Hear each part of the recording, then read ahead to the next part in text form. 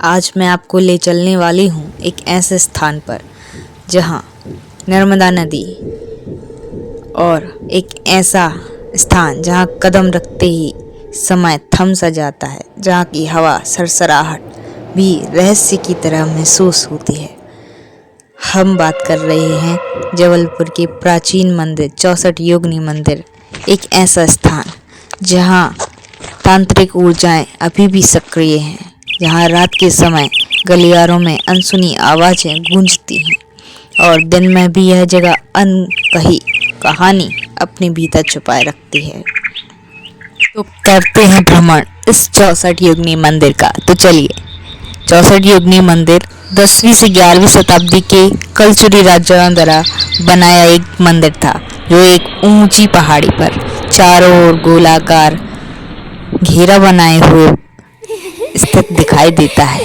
यहाँ 64 योगिनी की प्रतिमाएं हैं। यहाँ अलग अलग शक्ति अलग अलग स्वरूप में अलग ऊर्जा का प्रतिनिधित्व करती है।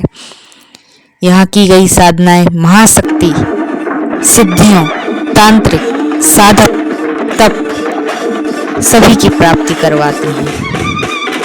कहानी कहती है कि बहुत समय पहले हिमालय से आई 64 योगिनी इसी क्षेत्र में तपस्या किया करती थी।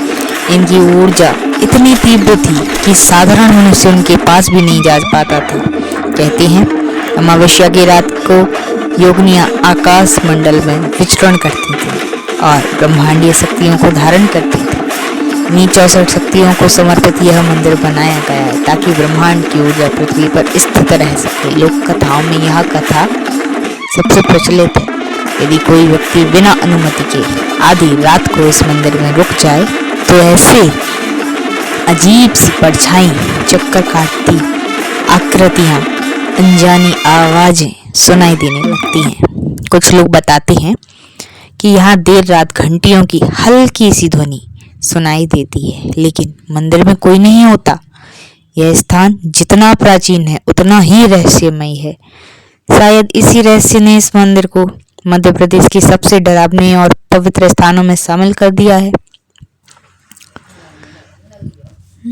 हर एक 64 योगिनी मूर्ति को जब हम देखते हैं तो वह टूटी फूटी क्षतिग्रस्त नजर आती है। इसके पीछे भी कई कारण हैं। सबसे पहला कारण समय, 10वीं 11वीं शताब्दी का, यानी करीब 1000 साल पुराना। इतने लंबे समय में प्राकृतिक क्षरण बारिश, हवा और मौसम के पत्थरों से भी कमजोर कर दिया।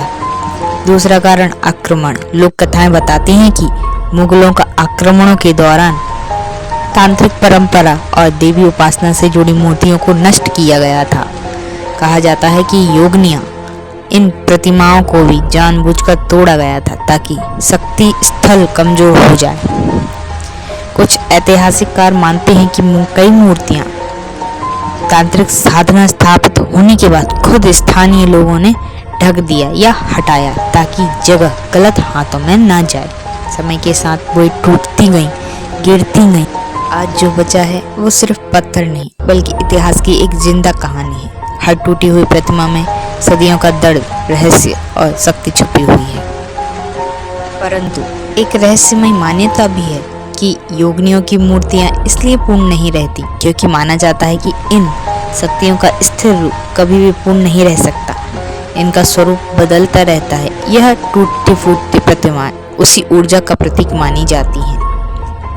अगर आप अनसुनी गुफा के बारे में भी जानना चाहते हैं तो प्लीज़ इस चैनल को सब्सक्राइब, लाइक, शेयर जरूर करें और कमेंट में ज़रूर कहें कि आपको यह मंदिर कैसा लगा। और अगर आप जबलपुर जा रहे हैं तो उसके पास भेड़ाघाट स्थित है, तो वहाँ धुआंधार प्रपात है, वहाँ अवश्य जाइएगा।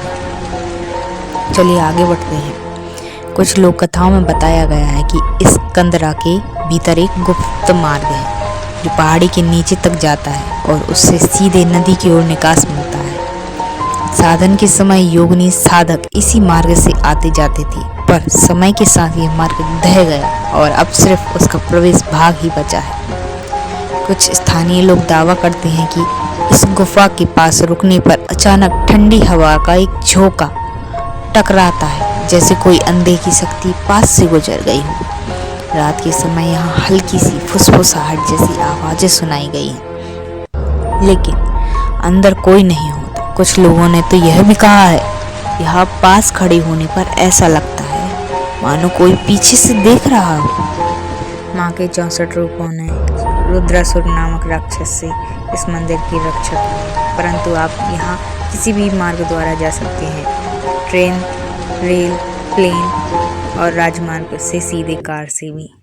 अनोखी शक्तियों की ऊर्जाओं से निकलकर अब हम पहुँच गए हैं भेड़ाघाट के धुआंधार जलप्रपात पर, जहाँ की प्रकृति अपनी सबसे सुंदर शक्तिशाली रूप को दिखाई देती है। यहाँ ये योगिनियों की शक्ति इन्हें इस भूमि की रक्षा की। वैसे ही यह निरंतर बहता पानी हमें याद दिलाता है कि ऊर्जा कभी खत्म नहीं होती, बस रूप बदलती रहती है। इस अद्भुत यात्रा का अंत यही होता है, जहाँ इतिहास, रहस्य, प्रकृति तीनों एक ही जगह पर मिल जाती हैं। अगर आपको यह यात्रा पसंद आई हो तो वीडियो को लाइक, शेयर, सब्सक्राइब, कमेंट जरूर करें। अगली यात्रा कहाँ की होनी चाहिए, मैं मिलती हूँ आपसे अगली वीडियो में। तब तक के लिए नमस्कार।